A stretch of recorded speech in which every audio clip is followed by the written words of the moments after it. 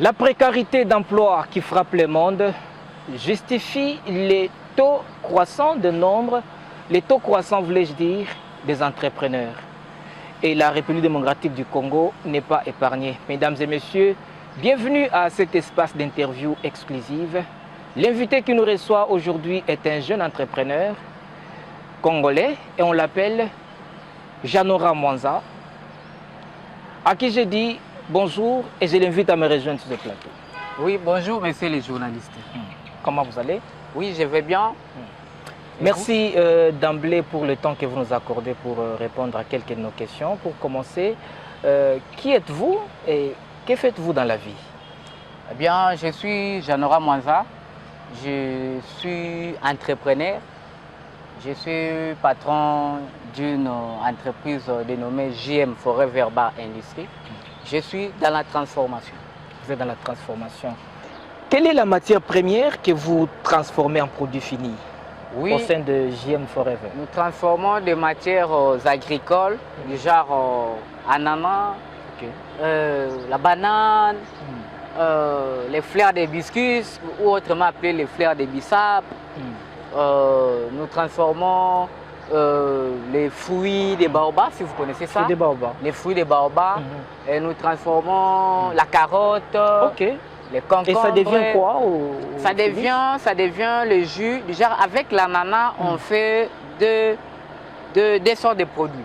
Avec l'ananas.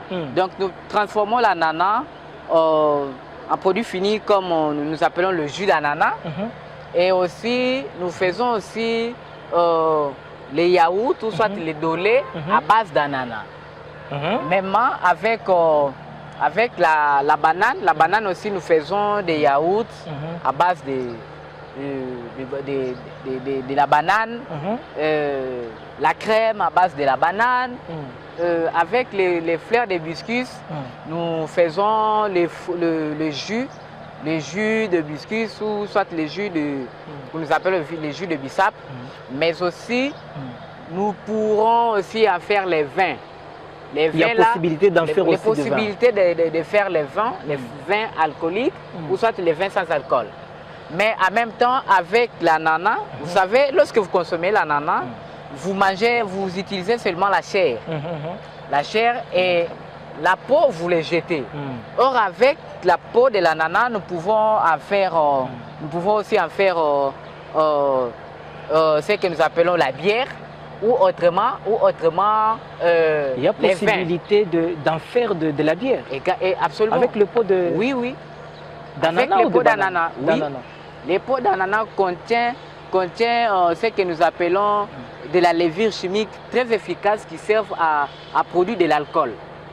Donc, à base de pots d'ananas, on peut fabriquer des jus, on peut fabriquer ce que je venais de dire, les vins ou autrement la bière. La bière d'ananas, la bière des pots d'ananas. Et donc, il y a pas mal de choses que nous pouvons fabriquer avec seulement la banane. Les cocotiers, non? Les cocotiers, on peut en fabriquer ce que nous appelons les huiles de coco ou autrement les yaourts faits à base de coco. Et moi, dans mes produits, il n'y a pas d'additifs chimiques. Je suis dans la bio. Je suis dans les bio, c'est-à-dire dans ce que nous appelons les produits naturels. Et donc, après, vous allez les vendre où? Et donc, comme je l'ai dit, nos articles, pour le moment, nous avons des commandes en ligne. Avez-vous un partenariat avec quelques peut-être supermarchés? Oui, nous sommes en train de négocier avec des supermarchés et les négociations avancent bien. Et nous avons aussi signé un contrat avec une entreprise là pour la distribution de nos produits. Et donc nous croyons que d'ici la fin de cette année, en tout cas nos produits seront consommés surtout ici à Kinshasa, presque dans tous les supermarchés et on pourra retrouver ça dans tous les coins du quartier. Mais est-ce que vous aviez pensé peut-être saisir l'État congolais pour pouvoir bénéficier d'un accompagnement? Oui, nous avons essayé, mais malheureusement ça n'a pas abouti. Ça n'a pas abouti dans le sens où... Pourquoi? Les projets étaient mal présentés? Pas tout à fait. Les problèmes, ce n'était pas d'abord les projets, mais les problèmes, c'était d'abord les gens qui travaillent. Les gens qui travaillent dans des entités de l'État. Et je me rappelle, une fois, je suis allé à NADEC, j'ai présenté les projets. Ils ont vraiment admiré les projets. Ils ont dit que non, voilà un bon projet à faire quoi? À soutenir. Mais le problème, c'est qu'ils posent question combien nous allons gagner. Donc, ils m'ont demandé d'abord $300. Moi, je suis entrepreneur. Je connais un frère qui m'a demandé $300. Il m'a dit, petit, tu viens avec $300, nous, on va faire pour vous le plan d'affaires. Je lui ai dit, mon frère, je suis entrepreneur. Je suis gestionnaire des ressources humaines. Moi, dans mon cursus académique, j'ai eu les cours qui m'ont permis de savoir comment structurer, comment faire un plan d'affaires. Donc, ce sont des choses que moi-même, je peux créer. Et ce n'est pas dit que non, je dois carrément l'acheter quelque part. Mais malheureusement, c'était l'une des conditions pour être admissible au sein de l'établissement. Là, c'est au niveau de la NADEC. Au niveau de la NADEC. Mais j'ai un peu parcouru de gauche à droite. Mais les financements, en tout cas, ce n'est pas vraiment facile d'en trouver ça en RDC. Le financement n'est pas facile. Le financement n'est pas facile. Puisque déjà, des gens qui sont là ne veulent pas vraiment aider les entrepreneurs. Souhaitez-vous être accompagné par, être en partenariat avec certaines personnes, avec d'autres personnes, ou vous voulez évoluer seul? C'est le souhait de tout entrepreneur. L'entrepreneuriat, ce n'est pas un monde facile. Moi, j'aime dire, être seul, on avance vite, mais on n'arrive pas à aller plus loin. Mais être accompagné, on peut marcher lentement, mais on arrive plus loin. Dans le sens où, quand on est seul, dans l'entrepreneuriat, on peut échouer, mais la possibilité de se relever est d'abord la meilleure des choses. Comme je l'ai dit, si vous êtes accompagné, il y aura des gens qui vont vous encourager que non, voilà, si on a échoué, ensemble vous allez analyser la situation. Mais si tu es seul, tu peux être abattu, tu peux regarder tout ton temps que tu as investi et à la fin tu as échoué, tu peux abandonner, puisque l'entrepreneuriat, ce n'est pas facile. Le monde entier vous écoute maintenant. Janora Moza, avec votre entreprise JM Forever. Si un entrepreneur quelque part, en fait un partenaire quelque part, s'est dit de vous soutenir, de vous faire un $10 000, Janora Moza, est-ce que la vision ne va pas changer? La vision ne va pas changer. Vous n'allez pas abandonner JM Forever? La vision ne va pas changer puisque déjà la vision d'abord est au-dessus des $10 000. $10 000, ce n'est pas ce que moi j'ai prévu comme ce que nous appelons les capitales. Les capitales, soit nous appelons les fonds de démarrage. Ce que moi j'avais prévu, c'est au-delà même des $100 000. C'est au-delà même des $100 000 puisque les projets englobent plusieurs sous-projets à l'interne. Comme je viens de vous dire que non, nous sommes dans la transformation et dans la transformation, nous ne transformons pas seulement les jus ou les jus des fruits. Alors, vous le faites avec quel genre de machine? Bon, pour l'instant, nous les faisons d'une façon artisanale. Nous avons que des petites machines du genre des mixeurs pour mixer des fruits. Et nous utilisons et surtout nous avons aussi des problèmes pour les emballages. Vous avez un sérieux problème des emballages? Nous avons un sérieux problème pour les emballages. Tel que là, j'avais souhaité faire de mes produits, trouver du genre, faire de mes produits, soit les mettre dans des emballages que nous appelons la canette, faire des produits canettes. Mais déjà ici, pour trouver la machine de l'impression canette, c'est difficile. Pour trouver les emballages de canettes vierges. Vierges, c'est difficile, il n'y en a pas ici au Congo, ici à Kinshasa. Je l'ai trouvé nulle part. La machine là, la machine à capsule des canettes ici, c'est pratiquement impossible à trouver. Il faut commander en Chine et vraiment avec les moyens que nous avons pour l'instant, ça ne nous permet pas de pouvoir commander, puisqu'en Chine déjà on vous dit qu'il faut commander en grande quantité des produits, des emballages canettes. Donc pour l'instant nous sommes d'abord dans l'artisanal avec des petites machines Et c'est comme ça que nous sommes en train de se débrouiller. Mais quand même, c'est rentable ce que vous faites. Ben ouais, hein, c'est rentable, puisque si ce n'était pas rentable, en tout cas, je n'allais pas être là. J'allais abandonner depuis longtemps. Comme je viens de vous dire, je suis gestionnaire des ressources humaines, formé de l'université, mais j'ai abandonné de rédiger les CV, d'aller dire que non, j'ai l'honneur, j'ai l'honneur, j'ai l'honneur. J'ai abandonné. Ce n'est pas pour rien que j'ai abandonné si je ne trouvais pas des intérêts dans ce que j'ai fait. Puisque personne ne peut accepter de travailler sans gagner en retour. C'est pratiquement impossible. Donc, il y a des intérêts. Voilà la raison pour laquelle nous acceptons de concentrer nos efforts afin que demain nous puissions être utiles dans ces pays. Alors, l'émission est nous sommes en train de tendre vers la fin de cette émission. Le chef de l'État, il nous écoute aussi. Il est parmi nos téléspectateurs. Il nous écoute, il nous regarde. Qu'est-ce que tu aimerais lui dire en termes de message par rapport à GM Forever? Ok, c'est que j'aimerais dire au chef de l'État d'abord, moi je l'ai soutenu en 2023, j'ai mené une campagne pour lui. Je me rappelle, j'étais encore ministre de l'Intérieur à l'université au niveau de la coordination estudiantine. Vous qui êtes fait l'université, vous connaissez ce monde. J'étais ministre de l'Intérieur et j'étais sous la coordination du président qui était en même temps porte-parole des étudiants au niveau national. Et lui, il soutenait la vision du chef de l'État et c'est derrière lui que nous avons ensemble soutenu les œuvres, soit accompagner le chef de l'État dans sa campagne. Et j'avais aimé les projets du chef de l'État, comme il avait dit que non, il avait souhaité. Moi, je l'ai dit, il avait souhaité. Dans son projet, il avait dit plus de 6 000 d'emplois, si je ne me trompe pas, pour la jeunesse congolaise dans son deuxième mandat. Et je crois que cela n'est pas encore tard de pouvoir se rattraper. Moi, je crois que le chef de l'État doit faire de ce pays,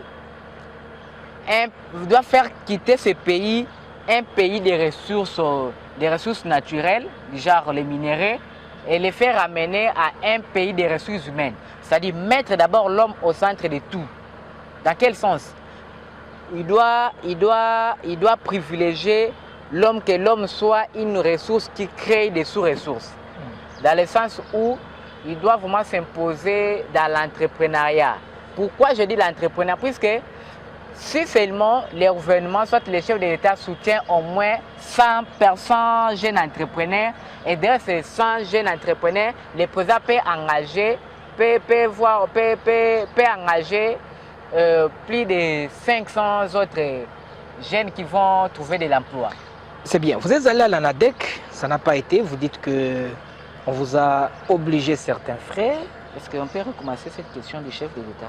Vous êtes allé à l'ANADEC et on vous a obligé le paiement de certains montants, chose que vous êtes en train de fustiger et de condamner. Alors là, vous avez l'opportunité de parler à celui qui dirige, à celui qui engage ce pays. C'est le premier citoyen de la République, le chef de l'État Félix-Antoine Tshisekedi Tshilombo. Lui qui est le garant, qu'est-ce qu'il peut faire pour ce genre d'initiative? En tout cas, moi je crois que le chef de l'État doit lui-même s'imprégner de tout ce qui se passe puisqu'il est le garant du bon fonctionnement des institutions. Et en étant le garant du bon fonctionnement des institutions, je crois qu'il doit être derrière toute institution, surveiller tout ce qui se passe au fond de ces institutions. Puisque les gens pensent que peut-être le chef de l'État, c'est lui qui est... À des fois, nous disons que non, c'est lui qui est fautif dans tout ça. Or, le pouvoir est décentralisé. Et cela ne l'empêche pas, lui, en tant que garant du bon fonctionnement des institutions. Ce qu'il doit faire maintenant, c'est suivre les gens qui travaillent au sein de ces institutions, puisqu'ils gagnent de l'argent, mais en retour, il doit maintenant rendre du service à l'État. Est-ce que vous avez besoin de l'accompagnement de l'État? En d'autres termes, c'est cela ma question. Oui, la question, c'est là où je voulais finir. Tout entrepreneur a besoin de l'accompagnement financier, peu importe son niveau de l'argent qu'il peut avoir. il a toujours besoin de l'accompagnement. Comme je viens de vous dire, là nous sommes en train de travailler avec des petits matériels. Qu'est-ce que l'État peut faire? L'État peut faire beaucoup de choses dans les genres, nous financer. JM Forever. Oui, l'État peut nous subvenir avec les moyens financiers, avec les matériels. Par exemple, puisque c'est ce qui pose vraiment problème, je viens de vous dire ici, nous sommes en train de produire, mais il n'y a pas moyen de produire en grande quantité, puisqu'on n'a pas de matériel qu'il faut et on n'a pas aussi des emballages nécessaires, des emballages qu'il nous faut pour faire quoi? Pour faire produire des produits en grande quantité. Donc les produits naturels du genre, les produits vous avez agricoles, aussi une clientèle, non? il y en a beaucoup. Nous avons des clientèles, nous avons... Vous venez de dire tantôt que l'activité, votre initiative est rentable, mais oui, vous ne pouvez pas canaliser cet argent-là pour payer tout ce qui est logistique, matériel, tout ça. quand je dis que... Au lieu d'attendre cela de l'État congolais, oui, l'État a beaucoup d'urgence. Nous n'avons pas croisé les mains pour dire que non, on attend que le gouvernement vienne nous secourir. Nous sommes en train d'avancer avec les peu de moyens que nous avons. Mais en attendant, nous faisons aussi foi que non, l'État peut nous souvenir en tout moment, puisqu'il est dans son droit aussi, dans ses devoirs d'accompagner les jeunes entrepreneurs. Vous voyez un peu. Puisque si demain nous commençons, si aujourd'hui nous commençons à créer de l'emploi, l'État sera bénéficiaire. Puisque normalement, ce sont des entrepreneurs qui créent des emplois, puisque nous, pourquoi moi je dis que c'est nous qui créons des emplois? Puisque nous sommes dans la création et nous sommes aussi dans l'innovation. Donc lorsque nous sommes en train de créer, nous sommes en train de créer des choses qui n'existent pas et nous sommes en train de faire quoi? De promouvoir de l'emploi et il y a des jeunes qui trouvent de l'emploi. Et aujourd'hui, je crois que vous n'allez pas aller à l'encontre de ce que je veux dire. Vous allez vous rendre compte que dans notre pays, il y a plus de 15, plus même de 30 000 d'emplois, plus de 30 000 jeunes diplômés par année. Mais il y a moins des emplois. Mais si on soutenait des entrepreneurs avec des moyens financiers, avec la logistique, je vous dis, l'État ne va même pas se poser des questions, même la vie sociale va émerger. Puisque beaucoup de jeunes vont trouver de l'emploi. Et comme j'étais en train de le dire, vous savez, là maintenant, je crois que je vais revenir sur la jeunesse, dire à la jeunesse, nous devons quitter le mode de penser qu'on gagne la vie que dans la politique. Pourquoi je dis ça? Puisque à la base, ce sont des politiciens qui... Avant même de parler, de donner un message pour la jeunesse, notre pays est agressé par le Rwanda et à l'est du pays, il y a des jeunes comme toi qui n'arrivent pas à innover, à créer, parce qu'à tout moment ça percute. Qu'est-ce que vous pouvez leur dire? En tout cas, ce que moi je peux dire, tout d'abord, je sais que nous sommes agressés. Moi je suis chrétien, j'ai pris à tout moment que Dieu rétablit la justice. En fait, puisque ceux qui meurent à l'Est sont des jeunes comme nous, sont des Congolais comme nous. Ils vous suivent maintenant. Et surtout, ils n'ont rien fait de mal pour subir ce qu'ils sont en train de subir. En tout cas, moi, je crois que Dieu ne va pas nous laisser comme ça. En tout cas, je laisse la situation entre les mains de Dieu. Mais en même temps, je dis à notre gouvernement de faire tout ce qui est de son possible, de façon que cette jeunesse puisse se retrouver aussi. Aux jeunes, qu'est-ce que vous pouvez dire à cette jeunesse-là de l'Est? Non, en tout cas, à cette jeunesse de l'Est, je l'ai dit, seulement de tenir bon et surtout de ne pas lâcher la corde. En tout cas, de se battre et surtout aussi de se battre aussi pour leur pays. Vous voyez, puisqu'il y a maintenant des jeunes qui se sont dit que non, comme ici nous sommes vraiment menacés, pour se retrouver, hein, pour peut-être vivre vraiment, il faut qu'ils adhèrent les camps de l'agresseur. Là, ils sont en train vraiment la rébellion. Voilà, là, ils sont en train maintenant d'aller vraiment à côté. Nous devons viser loin. La jeunesse, c'est l'avenir de demain. En tout cas, je dis à la jeunesse de se battre pour ce pays. Janora Moza, l'émission touche à sa fin. Quel message pouvez-vous lancer à tous les compatriotes qui vous suivent pour l'instant? En tout cas, très chers compatriotes, ce que je peux vous dire, surtout la jeunesse congolaise en particulier, la jeunesse quinoise, nous devrions quitter cette vie où nous pensons que non, la vie se gagne seulement dans la politique. en tout cas, venons entreprendre tous. Je vous dis, vous n'allez pas regretter. Et déjà, si je dis ça, c'est tout simplement parce qu'à la base, ce sont nos politiciens qui nous ont menti. Ils nous ont fait croire que la vie, c'est toujours dans la politique. Puisqu'elle est dans la politique, ils gagnent la vie facilement. Quelqu'un peut être nommé aujourd'hui PDG, DG quelque part, PCA, ministre, et déjà il fait demain, on voit sa vie a complètement changé. Et maintenant, toute la jeunesse est en train de penser que non, la vie, c'est dans la politique. Or, la vie, c'est dans l'entrepreneuriat. C'est dans l'entrepreneuriat qu'on devient des millionnaires. C'est dans l'entrepreneuriat qu'on crée de l'emploi. Ce n'est pas dans la politique qu'on a créé de l'emploi. Alors, chers jeunes, entreprenons. Donc, même si nous faisons l'université, en même temps, d'ailleurs, moi, aujourd'hui, j'ai un coup de chapeau à notre très cher président de la République qui a amené ce système de LMD, puisqu'à l'université aujourd'hui, je ne vous dis pas seulement d'aller travailler pour les autres, mais vous pouvez aussi créer de l'emploi pour les autres. Vous pouvez aussi créer de l'emploi pour vous-même et pour les autres. Voilà. Alors, si quelqu'un voudrait bien entrer en contact avec vous, existe-t-il un numéro par lequel vous contactez? Oui, il pouvait nous contacter sur plus 243 82 63 37 679. Je répète, plus 243 82 63 37 679. Ou soit carrément, ils peuvent aller sur les mails, taper janoramwanza@jm.com. Nous sommes là. Ainsi prend fin cette interview exclusive. Je rappelle que notre invité était Janora Mwanza,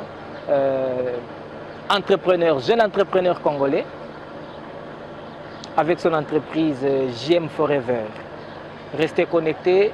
Vous avez un avis contraire, n'hésitez pas de nous contacter à travers le numéro affiché ou qui se trouve au bas de votre écran. Et prenez rendez-vous pour le prochain numéro. Merci de nous avoir suivis.